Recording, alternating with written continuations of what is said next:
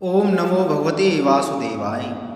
प्रिय भक्तगणों, आइए सुनते हैं श्रीमद् भागवत रसामृतम श्रीमद् भागवत की कथा। प्रिय भक्तगणों, आज की कथा में हम श्रवण करेंगे द्वारका का उपसंहार और पांडवों का स्वर्गारोहण। अनेक देशों को पवित्र करते हुए द्वारकानाथ द्वारका पधारे हैं। द्वारका में सबको दर्शन की उत्कंठा थी। प्रभु ने अनेक स्वरूप धारण किए हैं और सबसे एक ही समय में वे मिलते हैं। सबको आनंद दे रहे हैं। श्री कृष्ण योगेश्वर हैं। सबको लगता है कि मुझसे उनका बहुत प्रेम है। पहले मुझे वे मिले, मेरे साथ बातें की। 11वें अध्याय में कृष्ण जब द्वारका पधारते हैं उस समय की कथा का वर्णन है। 12वें अध्याय में परीक्षित के जन्म की कथा है। द्वारकानाथ द्वारका में पधारे हैं। इस पवित्र बेला में उत्तरा ने बालक को जन्म दिया। बालक चारों ओर देखता है, किसी के भी आगमन पर उसे ध्यान से देखता है। उस बालक को याद आ रहा है कि जब मैं माँ के पेट में था तब मैंने 4 हाथों वाले एक पुरुष को देखा था। बहुत तेजस्वी पुरुष थे और अपनी गदा से ब्रह्मास्त्र तेज का नाश करते थे। वे कहाँ हैं? बालक सब में परमात्मा को खोज रहा है। इससे उस बालक का नाम रखा गया है परीक्षित। युधिष्ठिर महाराज ने ऋषियों को बुलाया है। ऋषियों ने कहा, यह बालक महान राजा होगा, बड़े यज्ञ करेगा, परंतु सर्पदंश से इसकी मृत्यु है। किंतु अंतकाल में उसे महान आत्मा के दर्शन होंगे, उसकी मृत्यु मंगलमयी होगी। यह इसका अंतिम जन्म है। परीक्षित धीरे धीरे बड़ा हो रहा है। 13वें अध्याय में धृतराष्ट्र के मोक्ष की कथा है। विदुर जी यात्रा करते करते घर आते हैं। विदुर जी ने 36 वर्ष यात्रा की। संत तीर्थ यात्रा करके तीर्थों को पावन करते हैं। तीर्थी कुर्वन्ति तीर्थानि। विदुर जी ने सुना कि कौरवों का विनाश हुआ है। हस्तिनापुर के सिंहासन पर धर्मराज विराजित हैं। विदुर जी का भाई धृतराष्ट्र के प्रति प्रेम भाव है। 100 बच्चे मर गए पर अभी तक घर नहीं छोड़ रहे हैं। ये घर में मरेंगे तो इनका मरण बिगड़ेगा, इसी घर में फिर जन्म लेना पड़ेगा। घर में उन्हें अति आसक्ति है। यही सोचकर विदुर जी धृतराष्ट्र का मरण सुधारने आए हैं। सबको आनंद हुआ। वे धृतराष्ट्र को मध्यरात्रि में समझा रहे हैं, तुम्हारे मुख पर मृत्यु की छाया दिख पड़ती है। जिस भीम को विष के लड्डू खिलाए, इस भीम के घर शक्कर के लड्डू खाने में तुम्हें क्षोभ नहीं होता। पांडव धर्म की मूर्ति हैं, तुम्हारे बैर भाव का बदला प्रेम भाव से देते हैं। तुम में बुद्धि है कि नहीं? अब जाने का समय आ गया, फिर भी तुम्हें विचार नहीं आता। इस घर में तुम्हारी मृत्यु होगी तो इसी घर में तुम्हें पुनः जन्म लेना पड़ेगा, तुम्हारा मरण बिगड़ेगा। धृतराष्ट्र कहते हैं, मैं समझ रहा हूँ, मुझे बुरे स्वप्न आते हैं, पर मैं अंधा हूँ, क्या करूँ, कहाँ जाऊँ? विदुर जी कहने लगे, चलो मैं तुम्हें ले चलूँ। दिन में तो धर्मराज तुम्हें जाने नहीं देंगे। धृतराष्ट्र को इस तरह समझाकर मध्यरात्रि में गंगा तट पर हरिद्वार के पास सप्त स्त्रोत तीर्थ में विदुर जी धृतराष्ट्र को ले आए। हिमाचल से गंगा जी निकलती हैं। रास्ते में 7 ऋषि बैठे हैं। ये 7 ऋषि हाथ जोड़ खड़े हो गए। वे गंगा जी की स्तुति करते हैं, माता को मना रहे हैं, माँ मेरे आश्रम में पधारिएगा। जब 7 ऋषि प्रार्थना कर रहे हैं तब गंगा जी 7 धाराओं में प्रकट होती हैं। एक एक ऋषि के आश्रम में एक एक धारा बनकर वे गईं। 7 धाराओं के कारण उसे सप्त स्त्रोत कहते हैं। ये 7 धाराएं ब्रह्म कुंड में इकट्ठी होती हैं। गर्मी के दिनों में गंगा जी की अलग अलग धारा आज भी दिख पड़ती है। वहीं विदुर जी धृतराष्ट्र को ले आए। विदुर जी के सत्संग से अब धृतराष्ट्र भी परमात्मा का ध्यान करने लगे। धर्मराज का नियम था कि हर रोज चाचा चाची को भी वंदन करते थे। आज चाचा क्यों नहीं दिख रहे हैं? चाची घर में अकेली हैं। मैंने उनके पुत्रों को मार डाला, इसलिए आत्महत्या करने ना चले गए हों। धर्मराज परेशान हो गए। भगवान के लाडले भक्त जब दुखी होते हैं तब बिना निमंत्रण ही संत उनके घर पहुंच जाते हैं। आज नारद जी पधारे हैं। वे धर्मराज को समझा रहे हैं, अब चाचा जी की चिंता छोड़िए, विदुर जी के सत्संग से उनका मरण सुधरेगा। आपने अपना कर्तव्य पूर्ण किया। आज तक आपने चाचा जी की सेवा की है, पर चाचा जी में अब ममता न रखिए। किसी भी मानव में ममता न रखिए, ममता भगवान में रखिए। किसी पुरुष में ममता रखने वाले बहुत दुखी होते हैं, बहुत रोते हैं। धर्मराज को नारद जी समझा रहे हैं, हमारे शास्त्रों में लिखा है कि 50-55 वर्षों तक घर की परिवार की देखभाल करना अच्छा है। बचपन के बाद यह ममत्व अच्छा नहीं। 50-55 के बाद पुत्रों को घर सुपुर्द कर दीजिए और पुत्रों को भगवान के सुपुर्द कर दीजिए। भगवान से व्यतीत कहिए कि पुत्र आपके हैं, मेरे नहीं हैं। 55 वर्ष व्यतीत होने पर प्राय पुत्र का विवाह हो जाता है, पुत्र वधू घर में आ जाती है। तब मन से निश्चय करिए कि अब मेरा वानप्रस्थान शुरू हुआ है। घर में पुत्र वधू के आ जाने पर भी कितनों का घर में मोह नहीं छूटता। घर में बहू के आ जाने पर समझना चाहिए कि अब वन में जाकर भक्ति करने का समय आ गया है। 55 वर्ष के बाद सजग होकर जो भक्ति करता है उसका मरण सुधर जाता है। 55 वर्ष के बाद भी जो घर में परिवार में आसक्ति रखता है उसका मरण बिगड़ता है। धर्मराज को नारद जी समझा रहे हैं, अब 6 महीने ही शेष हैं। चाचा जी की चिंता ना करिए, आप अपनी चिंता करिए। कितने ही लोग हैं कि मृत्यु शैया पर पड़े हैं और घर की चिंता कर रहे हैं। इस भांजे का क्या होगा, पुत्री का क्या होगा, अरे मृत्यु के बाद आपका क्या होगा, इसी की चिंता कीजिए। यह सोचिए कि मृत्यु के बाद मेरा क्या होगा, मैं कहाँ जाऊँगा। आप अपनी स्वयं की चिंता करिए। 55 वर्षों के बाद परिवार की चिंता छोड़िए, प्रभु को सौंपिए सब कुछ। सब जीवों में एक ही परमात्मा है, उसी परमात्मा को परखने का प्रयत्न करिए। चाचा के लिए रोइए नहीं, अपना मरण याद रखिए। मुझे अपनी मृत्यु को सुधारना है, ऐसा निश्चय कीजिए। 6 ही महीने बाकी हैं। 6 महीनों के बाद द्वापर पूरा होगा और कलयुग का आरंभ होगा। भगवान सुधाम में पधारे हैं। ऐसा समाचार मिलने पर सब कुछ छोड़कर हिमालय की ओर प्रयाण करना। नारद जी ने इस तरह धर्मराज को सावधान कर दिया। 14वें और 15वें अध्याय में पांडव प्रभु के धाम में जाते हैं, उसका वर्णन आता है। द्वारका नाथ की उपसंहार करने की इच्छा हुई। प्रभु ने सोचा कि मेरे बाद यह स्वर्ण की द्वारका ना रहे तो अच्छा है। प्रभु ने अपनी इच्छा से स्वर्ण की द्वारका समुद्र में डुबा दी। यह तो प्रभु ने अच्छा ही किया कि इस युग में स्वर्ण की द्वारका को रखा ही नहीं। उसे स्वर्ण की रखा होता तो भगवान जान रहे थे कि कलयुग में लोग कैसे होंगे।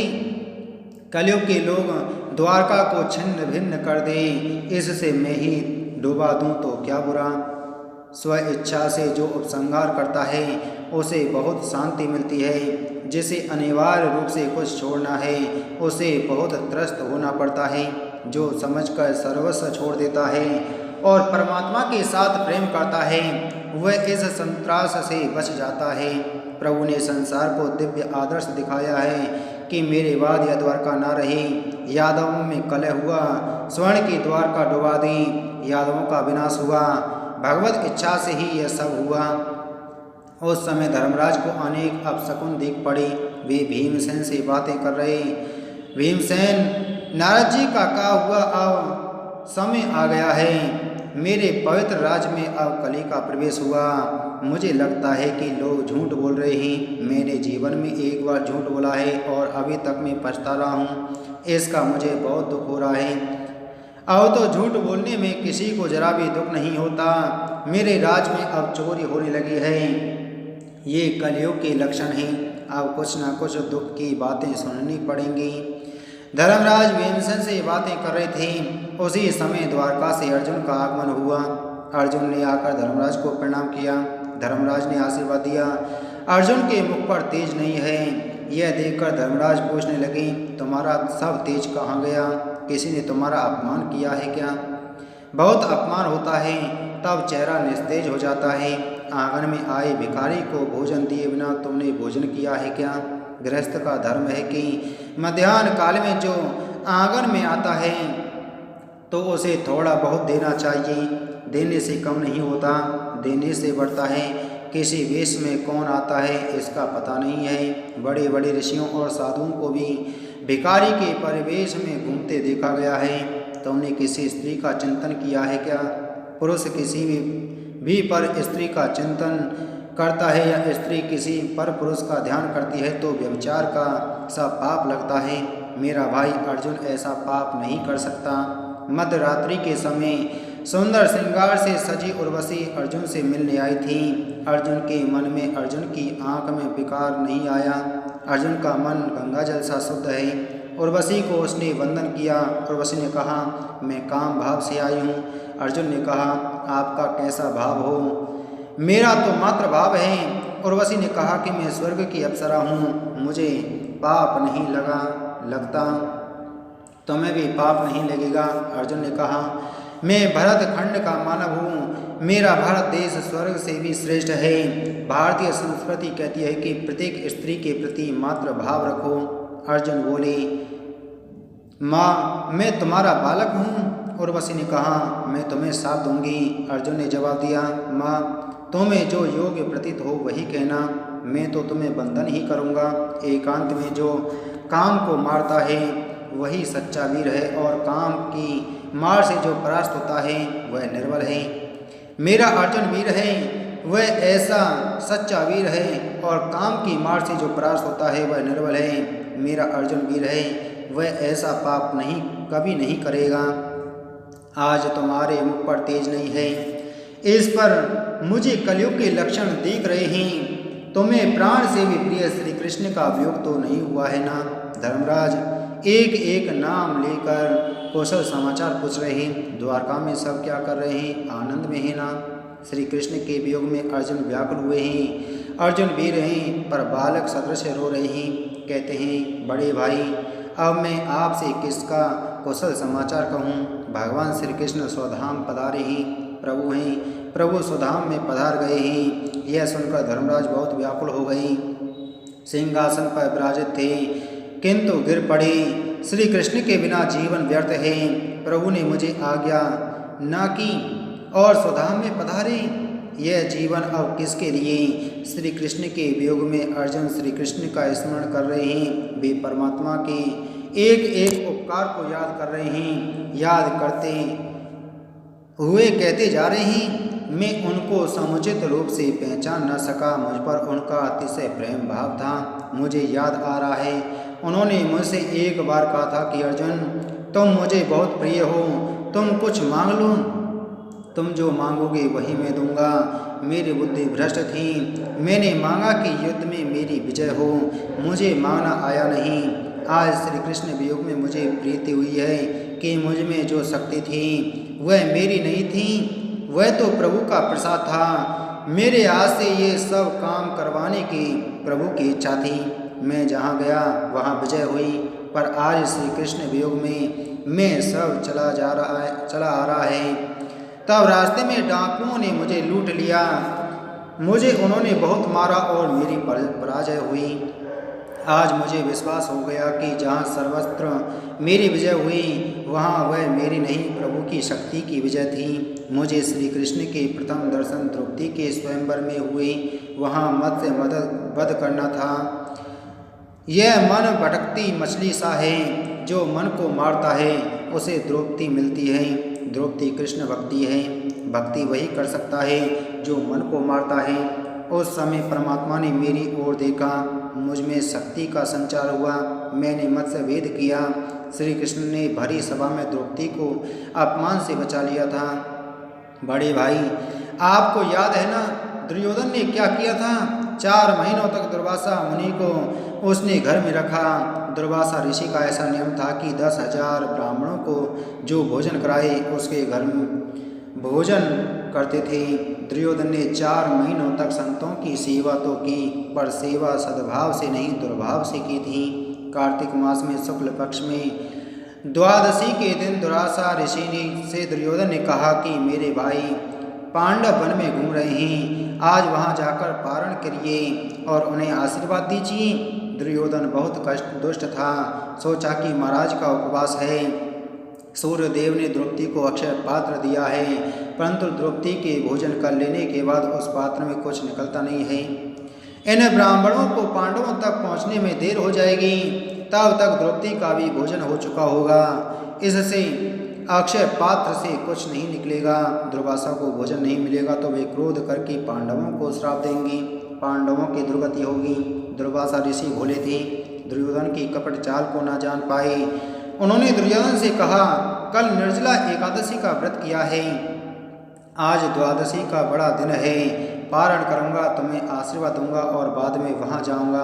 दुर्योधन ने कहा, महाराज मुझे तो अब बहुत आशीर्वाद मिले, अब पांडवों को भी आशीर्वाद दीजिए। सूर्य नारायण ने पांडवों को अक्षय पात्र दिया था, उसमें से संकल्प के अनुसार अन्न मिलता था। सूर्य की त्रिकाल उपासना करने वाला कभी दरिद्र नहीं होता। सूर्योदय और सूर्यास्त के समय में भक्ति करिए, सूर्य नारायण में परमात्मा के दर्शन करिए। सूर्य नारायण की त्रिकाल भक्ति करने वाले को रोग नहीं होते। पांडव जब वन की ओर जाने के लिए चले तब सूर्य नारायण को दया आ गई, उन्होंने अक्षय पात्र दिया। इस अक्षय पात्र से संकल्प के अनुसार अन्न निकलता था। आंगन में पधारे साधु संतों से, ब्राह्मणों से द्रौपदी जी हाथ जोड़कर पूछती, महाराज आज आपकी आज क्या भोजन लेने को इच्छा है? संकल्प के अनुसार उस पात्र से भोजन मिलता। जंगल में मंगल था। द्रौपदी पांडवों के साथ सत्संग कर रही थी। द्रौपदी कहती, मेरे प्रभु को झूठा काम करना आता ही नहीं है। प्रभु की प्रत्येक लीला जीव के कल्याण के लिए है। आपके जीवन में जब उद्वेग का उद्भव हो, दुख का प्रसंग खड़ा हो, तब मन को शांत रखकर सहन करना सीखिए। प्रभु को झूठा काम करना आता ही नहीं है। जीव झूठा काम कर सकता है, प्रभु कभी झूठा और गलत काम करते ही नहीं हैं। प्रभु में ऐसा दृढ़ विश्वास रखिए। राज्य चला गया था, पांडव वन में भटक रहे थे। द्रौपदी कह रही थी, जो हुआ बहुत अच्छा हुआ। राजमहल में बहुत सा राज से सुख भोग लिया, सात्विक आनंद राजमहल में नहीं मिला। राजमहल में सात्विक आनंद कहाँ से? मैं रानी बनकर राजमहल में रहती थी, वे दिन मुझे याद आ रहे हैं। मैं ध्यान लगाती तो चित्त तन्मय होता ही नहीं था। श्री कृष्ण कीर्तन करती थी पर हृदय द्रवित होता ही नहीं था। वनवास में ध्यान में तन्मयता आती है, कीर्तन से प्रेमाश्रु बहते हैं, आनंद आता है। ऐसे सात्विक आनंद के लिए ही प्रभु ने हमें वन में भेजा है। प्रभु जो कुछ करते हैं जीव के मंगल के लिए ही करते हैं। भोजन से निवृत्त होकर द्रौपदी पांडवों के साथ सत्संग कर रही थी। उसी समय दुर्वासा ऋषि वहां पधारे। धर्मराज ने खड़े होकर पुष्पों से उनका स्वागत किया। दुर्वासा ऋषि ने कहा, ये 10,000 ब्राह्मण आपके घर भोजन करने आए हैं। सुबह से हम हस्तिनापुर से निकले हैं। कल की एकादशी का निर्जला व्रत था, हमें अब बहुत भूख लगी है। धर्मराज ने हाथ जोड़कर प्रणाम किया और कहा, आपने बहुत कृपा की, इन ब्राह्मणों की सेवा का लाभ हमें मिलेगा। आप चलते ही आ रहे हैं, आपको अब थकान होगी, एक बार गंगा जी में स्नान करिए, तब तक भोजन तैयार हो जाएगा। दुर्वासा ऋषि ने कहा, स्नान की तो सबकी इच्छा है, पर भूख भी बहुत लगी है, हम स्नान करके आते हैं, तब तक भोजन तैयार हो जाना चाहिए। धर्मराज ने कहा, हाँ महाराज, सब कुछ तैयार होगा। धर्मराज धीर गंभीर हैं, मति उनकी शांत है। वे सोचते हैं, अति दुख में भी मैंने अपना धर्म नहीं छोड़ा, अति दुख में भी मैंने पाप किया नहीं है, अति दुख में भी मैंने प्रभु को बुलाया नहीं। ठाकुर जी यह कैसी लीला कर रहे हैं, मैं यही देखना चाहता हूँ। धर्मराज शांति से ध्यान में बैठ गई। घर में एक दाना भी नहीं है। द्रौपदी की भोजन ले लेने के बाद अक्षय पात्र में कुछ नहीं मिलता। धर्मराज जान रहे थे यह रहस्य, पर फिर भी शांति से परमात्मा का स्मरण करने लग गए। भीम अर्जुन थोड़े से घबरा गए, द्रौपदी भी अत्यंत व्याकुल हो गई। उन सब ने सुना था कि दुर्वासा क्रोधी स्वभाव के ही कदाचित श्राप देंगे। द्रौपदी प्रेम से प्रभु को पुकारने लगी। उनका आर्तनाद प्रभु के कान तक पहुंचता। द्रौपदी प्रेम से पुकार रही है, हरे कृष्ण कृष्ण कृष्ण हरे हरे। यह जीव योग नहीं है, पर आप अति उदार हैं। आपने इस जीवन को अपनाया है। एक बार आपने ही कहा था कि द्रौपदी मैं तुम्हारा भाई हूँ, तुम मेरी बहन है।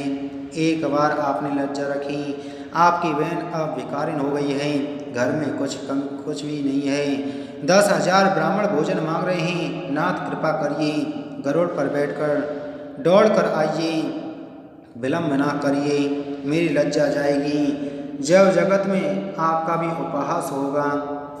दुर्वासा ऋषि के आने से पहले द्वारकानाथ आ जाए, नहीं तो मैं दुर्वासा ऋषि को कैसे मुंह दिखाऊंगी। द्वारकानाथ आकर दुर्वासा ऋषि को समझा दें। द्रौपदी द्वारकानाथ की प्रार्थना करती है, नाथ दौड़ कर आइए। प्रेम से कीर्तन करते हुए जो परमात्मा को पुकारते हैं, प्रभु उनकी पुकार सुनते हैं, प्रभु एकदम जाग उठते। द्वारकानाथ की सेवा में रुक्मिणी जी हैं। स्वर्ण के थाल में सरस मेवा लाई गई है। रुक्मिणी जी मना रही हैं, मैं प्रभु प्रेम से लाई हूँ, आप खाइए। पर द्वारकानाथ की आंखें भीग गईं। रुक्मिणी जी पूछ रही हैं, आपको क्या हुआ है। प्रभु ने कहा, द्रौपदी मुझे पुकार रही है, पांडव बहुत दुखी हैं। रुक्मिणी जी कह रही हैं, मैंने सुना है पांडव वन में गए हैं, आपको जाना है तो अवश्य पधारिए, पर यह मेवा खाकर जाइए। वैष्णव जब बहुत दुखी होते हैं तब प्रभु को भोजन का ध्यान नहीं रहता, वे रुक्मिणी जी से बातें करने के लिए नहीं रुकते। प्रभु दौड़ने लगी। इस तरह श्री कृष्ण कीर्तन करती हुई द्रौपदी को उनके दर्शन हुए। उन्होंने देखा श्री कृष्ण रुक्मिणी जी के महल में विराज रहे हैं। रुक्मिणी जी भोजन लेने का आग्रह कर रही हैं, पर प्रभु तो मेरे लिए दौड़ पड़े हैं। आज मैंने उनके भोजन में विक्षेप डाला है, वे भोजन लेने की तैयारी में थे ही मैंने अपने प्रभु को बहुत त्रस्त किया है। द्रौपदी ऐसा सोच विचार कर रही थी कि उन्हें द्रौपदी शब्द सुनाई पड़ा। द्वारकानाथ सम्मुख हैं। द्रौपदी को उनकी ओर देखने का साहस नहीं है। मैं स्वार्थी हूँ, मैंने अपने प्रभु को बहुत परेशान किया। द्रौपदी की दृष्टि धरती पर है। परमात्मा ने स्मित किया, कहा, द्रौपदी मुझे बहुत भूख लगी है, मैं दौड़ता आया हूँ, मैंने द्वारका में कुछ खाया नहीं है, अब मुझे तुम्हारे हाथ का भोजन खाना है, तुम मुझे भोजन दे। द्रौपदी ने दोनों हाथ जोड़कर कहा, अब मुझे अधिक लज्जित ना करिए, घर में कुछ भी नहीं है। प्रभु ने कहा, मेरे लिए कुछ तो रखा ही होगा, आज तुम्हारे हाथ का दिया ही मुझे खाना है, घर में कुछ नहीं है क्या। द्रौपदी मैंने सुना है कि तुम्हें अक्षय पात्र मिला है, मेरे लिए उस अक्षय पात्र में कुछ तो रखा ही होगा, मुझे वह अक्षय पात्र दिखा। द्रौपदी ने वह अक्षय पात्र प्रभु को दिया। कई दिन का भूखा व्यक्ति जिस तरह अन्न को ढूंढता है, उसी तरह द्वारकानाथ अक्षय पात्र में अन्न ढूंढ रहे हैं। अंततः प्रभु ने भाजी का एक पत्ता ढूंढ ही लिया। द्रौपदी से कहने लगे, यह तूने ही मेरे लिए रखा था, यह भाजी का पत्ता सर्व जीवों को तृप्त करेगा। श्री कृष्ण सर्व के अंतर्यामी हैं। श्री कृष्ण को जो प्रसन्न करता है वह जगत को प्रसन्न कर सकता है। श्री कृष्ण को जो भोजन कराता है वह सारे संसार को भोजन कराने का पुण्य पाता है। लोग गरीबों और साधु संतों व ब्राह्मणों को भोजन करवाते हैं, जो अच्छा ही है, परंतु अति उत्तम तो यह है कि अति प्रेम से, बहुत पवित्रता से लाला का स्मरण करते हुए उन्हें ही भोजन कराया जाए। वे धन्य हैं जो उन्हें एकांत में मनाते हैं और भोजन करवाते हैं। लाला को ऐसी आदत है, श्री बाल कृष्ण लाल के पास बैठकर जब लाल को लाड़ करके वे मनाते हैं, तब लाला थोड़ा सा भोजन करते हैं। यशोदा मैया जब बहुत मनाती थीं, तब वे थोड़ा सा खाते थे। श्री कृष्ण आज भाजी का पत्ता खाते हैं। प्रभु ने संकल्प किया कि संसार के सर्व जीवों की तृप्ति हो, भोजन करते हैं। श्री कृष्ण और डकारें आ रही हैं दुर्वासा को। दुर्वासा ऋषि का पेट फूल गया। ब्राह्मणों में से कोई संध्या करता है, कोई जप कर रहा है। एकदम सभी को डकारें आने लगीं। सभी को आश्चर्य हुआ कि यह क्या हो रहा है। उसी समय प्रभु ने भीमसेन से कहा, वह महाराज दुर्वासा वहाँ से भाग जाने का विचार कर रहे हैं, तुम उनको बुलाकर इधर ले आओ। भीमसेन दौड़ते गए और दुर्वासा ऋषि से कहने लगे, महाराज पधारिए, सब तैयार हैं। दुर्वासा ने पूछा, भीम तुम सच ही कहना, द्वारका से श्री कृष्ण तुम्हारे घर आए हैं। भीम ने कहा, हाँ आए हैं, द्रौपदी से बातें कर रहे हैं। मुझसे कहा कि दुर्वासा ऋषि मेरे गुरु हैं, आज तो मैं ही गुरु को भोजन परोसना चाहता हूँ, मैं ही उनको भोजन कराऊंगा। दुर्वासा ने कहा, वे आए हैं, तभी से मेरी स्थिति बिगड़ रही है, मैं उनका गुरु नहीं हूँ, वे मेरे गुरु हैं। श्री कृष्ण जगत गुरु हैं, कृष्णम वंदे जगत गुरुम। दुर्वासा ऋषि ने पांडवों को आशीर्वाद दिए। 4 महीने तक मैंने दुर्योधन का अन्न खाया। मैंने भूल की कभी भी ध्यान से तन्मयता नहीं आई। संध्या गायत्री करते हुए हृदय द्रवित नहीं हुआ, पर पाप का अन्न था। आपके घर में तृप्त हुआ। पांडवों का संयम, सदाचार, सरलता, साधु संतों में सद्भाव और अनंत कृष्ण भक्ति देखकर मैं प्रसन्न हुआ हूँ। जय जयकार हुआ। सेवा की दुर्योधन ने आशीर्वाद मिले पांडवों को। जहाँ जाइए वहाँ दुर्वासा पीछे पड़ते ही वासना बंगले में त्रस्त करती है। ऐसा नहीं है, वासना वन में जाने पर भी त्रस्त करती है। सुख भोगने की इच्छा ही है दुर्वासना, जो भक्ति को बिगाड़ती है, छिन्न भिन्न कर देती है। दूसरों को सुखी करने की वासना भक्ति को पुष्ट करती है। वासना सभी को त्रस्त करती है।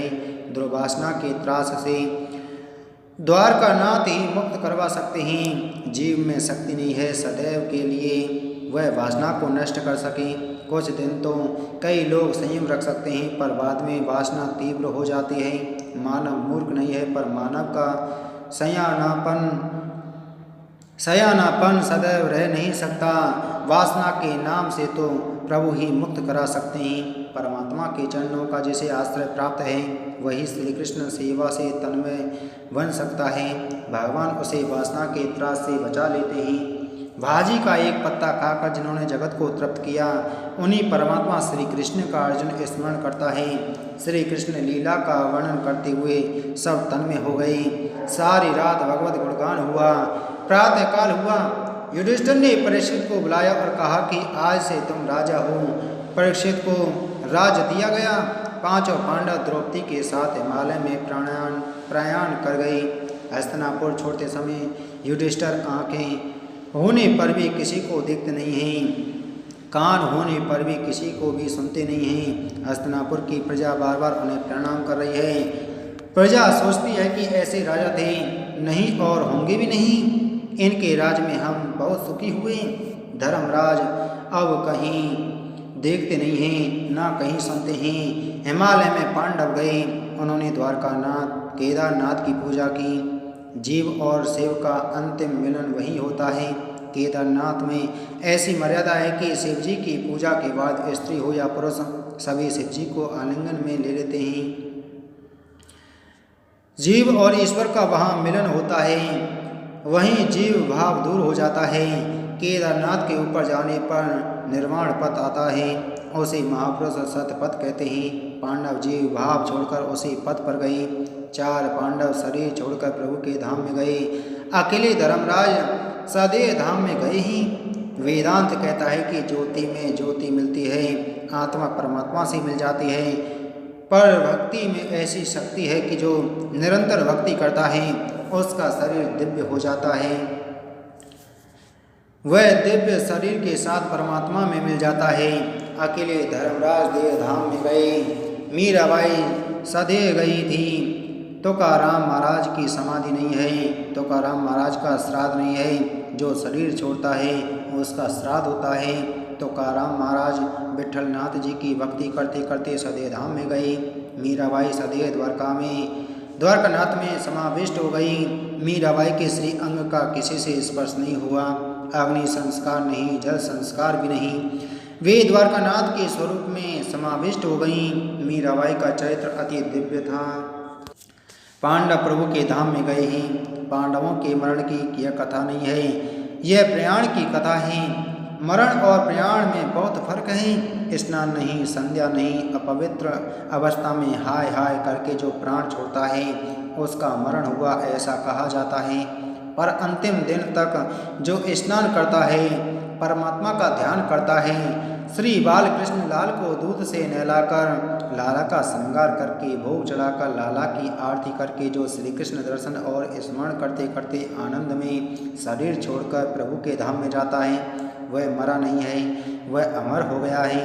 पांडवों का मरण मंगल में हुआ। पांडव प्रभु के धाम में गए।